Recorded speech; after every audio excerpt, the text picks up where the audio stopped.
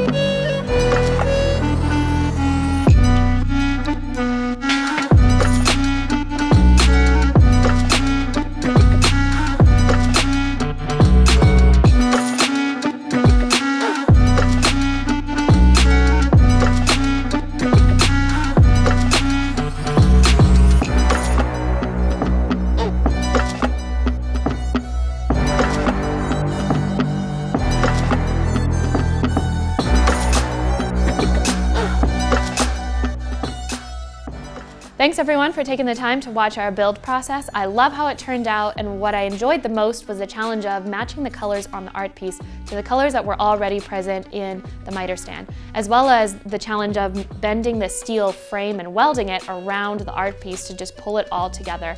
I think this looks great together with the miter stand and just communicates the attention to detail and quality that Vanover Customs puts into all of our work. If you would like to see one of these pieces in your own home, check out our Etsy shop, Vanover Customs. If you have questions or comments, leave them in the comments section down below and we'll get to you. And like and subscribe if you guys want to see more of this. Thanks so much for sticking around. We'll see you guys next time.